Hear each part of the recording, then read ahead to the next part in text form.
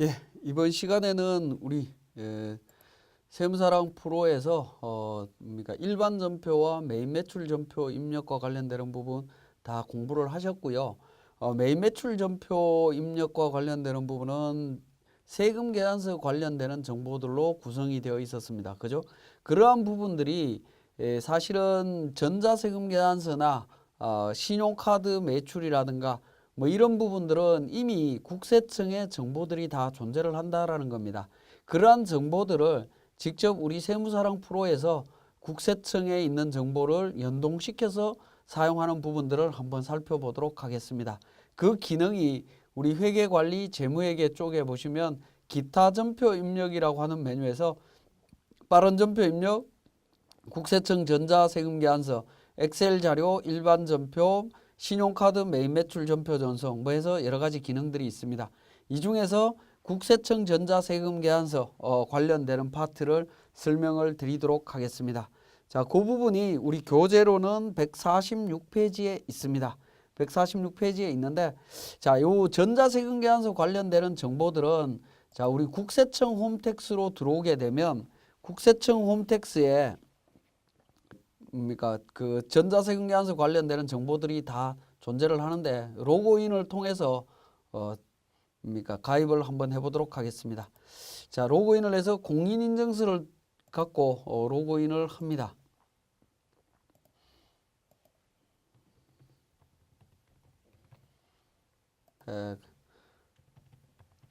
로그인을 합니다.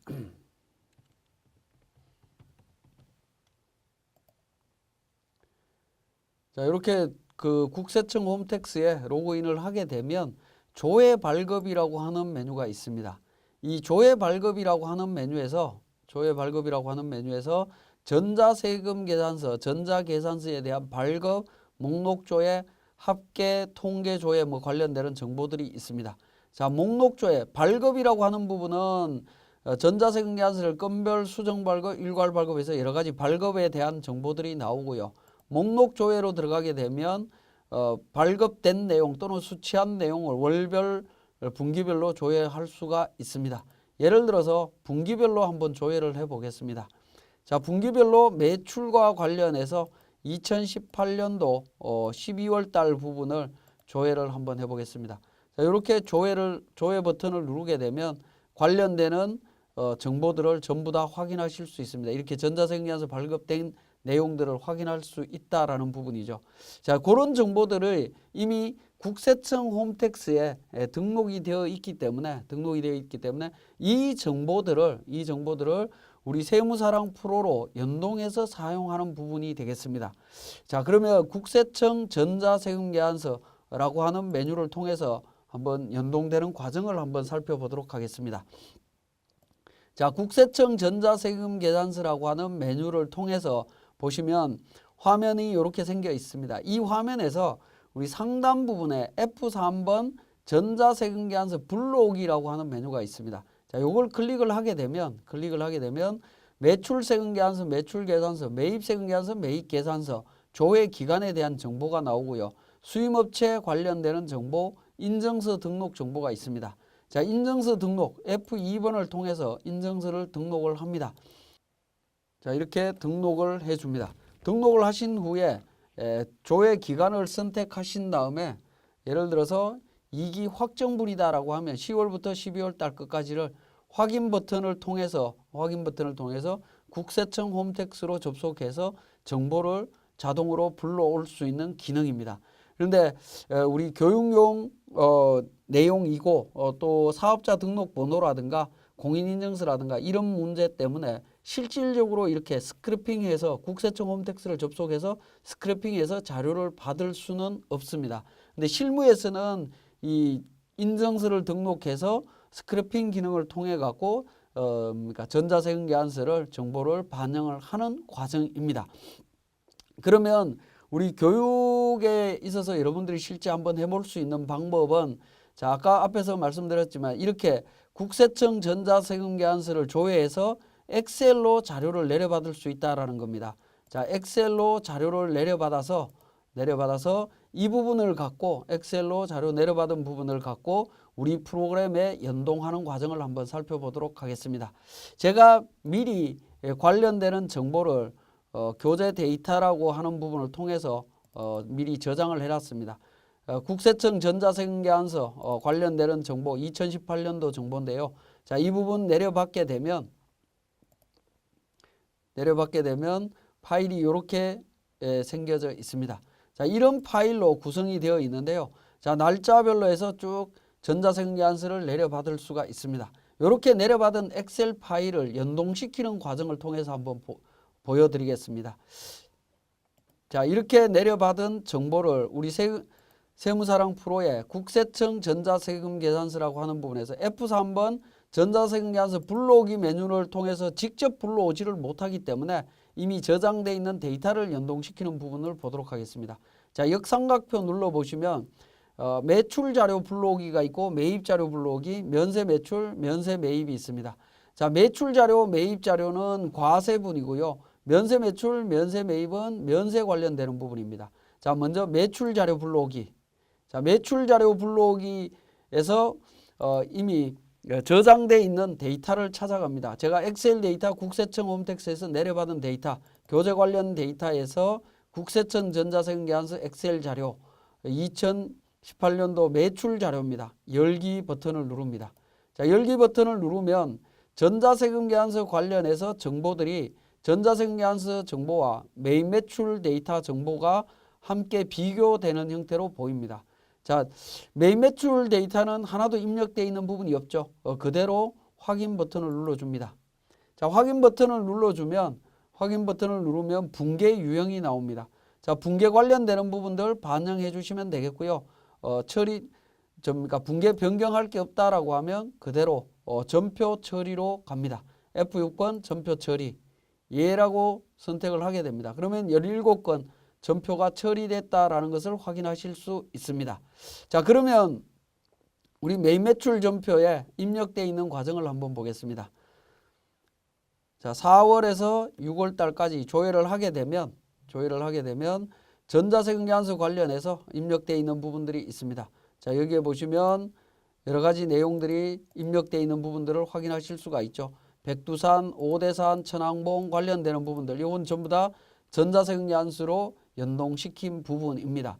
자, 전자세금계산서로 연동시킨 부분은 어떻게 되죠? 이세로라고 표현이 나옵니다. 그죠? 국세청에서 받은 데이터를 연동시킨 거다라고 이해를 하시면 되겠습니다. 다른 부분들 제가 여러분들한테 설명드릴 때 직접 입력했던 부분들은 이세로라는 명칭이 안 나오죠. 근데 연동시킨 부분들은 어떻게 됩니까? 이세로라는 명칭이 나오게 되어 있습니다. 자, 이런 형태로 정리를 하실 수 있다라는 겁니다. 자, 마찬가지로 자, 이런 경우에 여러분들이 의문이 드는 부분은 자, 그러면 일단 한번 전송을 한 다음에 다시 전송하면 어떻게 되느냐 하는 부분인데요. 제가 이 중에 몇 가지를 전표 몇 개를 한번 삭제를 한번 해보겠습니다. 자, 일부 전표를 삭제를 합니다.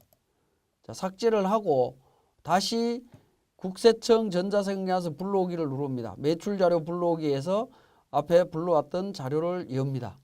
열게 되면 어떻게 됩니까?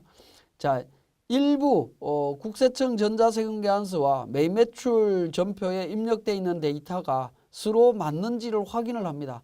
맞다면 중복되는 부분은 여기 체크 표시해 보시면 중복되는 부분은 체크가 되지 않고요. 나머지 부분만 체크가 되고 있습니다. 그죠? 체크가 된 부분만 전송이 됩니다. 그러니까 이중으로 전송이 될 리가 없다라는 겁니다. 그렇기 때문에 마음 놓고 언제든지 국세청 전자세금계산서 불러와서 처리하실 수 있다라는 겁니다. 자, 이렇게 정리하실 수가 있고요. 자, 마찬가지로 전자세금계산서 불러오기에 역삼각표 눌러서 매입자료 불러오기입니다. 매입자료 마찬가지로 엑셀 자료 저장되어 있는 부분에서 매입 전자세금계산서 목록 선택하셔서 엽니다. 열기를 눌러서 확인 버튼을 통해서 처리를 합니다. 자, 붕괴는 전부 다 외상 현금으로 되어 있습니다. 자, 여기에서 붕괴 유형 F8번에 유형 일괄 변경이라고 하는 메뉴가 있는데요. 과세로 갈 거냐 불공으로 갈 거냐 하는 부분을 선택하실 수가 있고요. 역삼각표 눌러보시면 붕괴 일괄 변경 기능도 있고 의제 매입 변경 매입 설정과 관련되는 메뉴도 있습니다. 자, 여기에서는 유형 일괄 변경이라는 기능이 있지만 일단 입력을 하신 이후에 메인 매출 전표에서 일괄 변경하는 것이 훨씬 편리하다라고 볼 수 있겠습니다. 자, 그래서 일단 처리를 하도록 하겠습니다. F6번 전표 처리를 통해서 정리를 합니다. 자, 이렇게 정리를 하고요. 마찬가지로 역삼각표 눌러서 면세 매출 자료도 불러오기를 합니다. 자, 매출 전자 계산서 목록 열기를 통해서 동일한 방식으로 전송을 해주시면 됩니다. F6번 전송. 자, 마찬가지입니다. 매입 자료, 면세 매입 불러오기입니다. 면세 매입 불러오기 열기 통해서 정리를 해줄 수 있습니다. 확인 버튼을 통해서 정리를 할 수 있습니다. 자, 전표 처리. 자, 이렇게 처리를 했습니다. 자, 마찬가지, 전자세금 계산서 관련해서 우리가 메인 매출 전표에 하나하나 입력할 때는 굉장히 힘들었는데 국세청에 있는 전자세금 계산서는 불러와서 그냥 업로드만 시키면 자동으로 처리가 되고 있다라는 겁니다. 여기에서 붕괴는 어떻게 처리되느냐 하는 부분인데요. 붕괴는 보시면 여기에 TV라고 해서 자동 붕괴라고 하는 명칭이 나오고 있습니다. 자동 붕괴는 뭐냐면 노란색은 품목 기준으로 연두색은 거래처 기반으로 해서 그러니까 붕괴가 자동으로 이루어집니다. 그러니까 1년 동안에 세금 계산서 또는 거래처 관련되는 정보를 통해서 동일한 내용은 동일한 붕괴로 이루어지도록 하고 있습니다. 그래서 세무사랑은 이 전자세금 계산서라든가 이런 부분들이 누적적으로 입력이 되어 있다라고 하면 이러한 부분에 대한 정보들이 자동으로 붕괴까지 연동이 된다라고 보시면 되겠고요. 자, 관련되는 거래처들은 어떻게 되느냐 하는 부분들인데 거래처도 한번 보도록 하겠습니다. 자, 우리 거래처 등록에 가서 내용을 한번 살펴보시면 하단 부분에 보시면 미국, 영국, 캐나다 뭐 해서 쭉 나오죠. 자, 이런 거래처들이 어떻게 됩니까? 우리가 지금까지 쭉 제가 설명드릴 때 거래처 등록한 적이 없습니다. 등록한 적이 없지만 이러한 거래처들은 국세청 전자세금 계산서 정보를 자동으로 반영시키면서 거래처의 사업자 등록번호로 동일한 거래처가 없으면 알아서 정리를 했다라고 보시면 되겠습니다. 추가로 거래처 정보를 등록을 했다. 이렇게 이해를 하시면 되겠습니다. 자, 이렇게 이해를 국세청 전자세금 계산서 불러오기를 통해서 정리를 하실 수가 있습니다. 그래서 우리 교재 48페이지에 보시면 동그라미 2번에 중복된 전표는 자동으로 선택되지 않는다라고 해서 중복해서 처리가 되지 않습니다. 그리고 작성일자 또는 현재 날짜를 기준으로 과거 1년치 전표를 가지고 자동 붕괴를 반영하고 기준에 따라서 색상으로 표시가 되고 있다라는 정보도 확인하실 수가 있습니다. 자, 그러면 이러한 정보를 다 그러니까 유형이라든가 이런 부분들을 처리하지 않고 그대로 처리를 했습니다. 자, 메인 매출 전표에서 제가 한번 살펴보도록 하겠습니다. 자, 메인 매출 전표 중에 53번 매입 관련되는 부분입니다. 매입 부분을 한번 살펴보시면 참치라든가 그죠? 참치라든가 쌀, 김치, 한우 이런 부분들은 어떻게 됩니까? 의제 매입세액이 적용이 될 수가 있죠. 만약에 의제 매입세액이 적용이 가능한 내용이다라고 하면 체크를 하신 다음에 복사 밑에 보시면 의제류 일괄 변경이라고 하는 기능이 있습니다. 그래서 의제류 일괄 변경 가셔갖고 1번 공제율 106분의 6이다 라고 해서 실행을 하시게 되면 의제 매입 처리가 자동으로 이루어집니다. 여기에서 일괄 변경하시는 게 굉장히 편리하다라는 겁니다. 마찬가지로 매입세금 계산서 중에 승용차라든가 이런 부분들은 불공제 대상이죠. 불공제 대상일 때는 승용차 관련해서 그러니까 복사 F4 복사 옆에 역삼각표 눌러서 유형 일괄 변경을 통해서 처리를 하실 수 있습니다. 매입이고 불공입니다. 불공이고요. 불공제 사유 변경한다라고 해서 불공제 사유는 승용차 관련되는 부분이죠. 승용차로 해서 선택을 하시면 됩니다. 그러면 불공제가 처리되고 승용차로 정리가 되고 있습니다. 그죠? 불공제로 처리가 되었고 이때는 이제 승용차 관련되는 거니까 붕괴는 조금 변경을 해 주셔야 되겠죠. 붕괴는 208번 승용차 등록을 해 주시고요. 등록을 해 주시고 4번에 253번 처리를 합니다. 그리고 임차료 같은 경우에는 불공제인데 그러니까 공통매입과 관련되는 부분일 수 있겠죠. 그런 경우에는 자 5월 10날에 과세로 되어 있는 부분 같은 경우에 불공제로 바꿔줍니다. 자, 역삼각표 눌러서 유형 일괄 변경을 통해서 매입이고요. 불공제입니다. 불공제고 불공제 사유 변경한다라고 해서 9번 선택해 주시면 되겠습니다. 공통매입 같은 경우에 9번 선택해서 변경 실행을 해주시면 불공제 처리가 되어 있을 겁니다. 자, 분계는 혼합으로 되어 있고요. 자, 이 부분에 대해서 그러니까 19번 해서 이렇게 정리를 하실 수가 있습니다.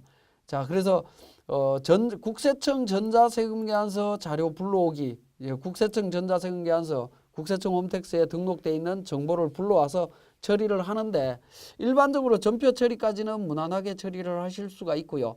F8번 분계 유형 일괄 변경이라고 하는 부분을 통해서 여기에서 일괄 변경도 할 수 있지만 실질적으로는 매입 매출 전표 입력에서 처리하시는 것이 훨씬 편리하다라는 부분을 말씀드릴 수가 있겠습니다. 자, 그리고 교재 151페이지에 전자세금 계산서와 관련되는 가산세 부분이 있습니다. 자, 매입 매출 전표에서 보시면 우리 가산세 부분을 한번 클릭을 해보시면 전자세금 계산서 입력한 부분에 대해서 가산세가 자동으로 반영되어 있는 부분을 확인하실 수가 있습니다. 이세로에서 들어온 부분. 자, 이 가산세 부분이 정확하게 가산세가 적용이 되는 건지 하는 부분들은 정확하게 한번 확인해 보실 필요가 있습니다.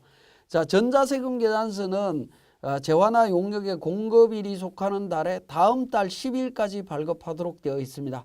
근데 다음 달 10일 이후에 발급을 한 경우에는 가산세가 적용되도록 되어 있는데 가산세가 우리 프로그램에서는 자동으로 적용이 되고 있기 때문에 이 부분은 반드시 가산세 적용해야 되는 부분은 아니다라고 보시면 되겠고요. 그래서 가산세 적용 여부를 반드시 한번 확인해 보실 필요가 있다라는 겁니다. 자, 150페이지에 국세청 홈택스에서 다운로드 받은 자료, 엑셀 자료 불러오기에 대한 설명을 제가 쭉 해놨습니다. 내용 살펴보시면 되겠고요. 자, 152페이지에 국세청 전자세금 계산서에서 전표 처리나 유형 일괄 변경 또 의제 매입 설정과 관련되는 부분 말씀을 드렸습니다. 그리고 154페이지에 유형 일괄 변경을 통해서 변경할 수 있는데 자, 이 부분은 이제 매입 매출 전표에서 일괄 변경하는 과정을 제가 다 말씀을 드린 부분입니다. 자, 여기까지 우리 국세청 전자세금 계산서 자료를 업로드하는 과정을 살펴봤습니다.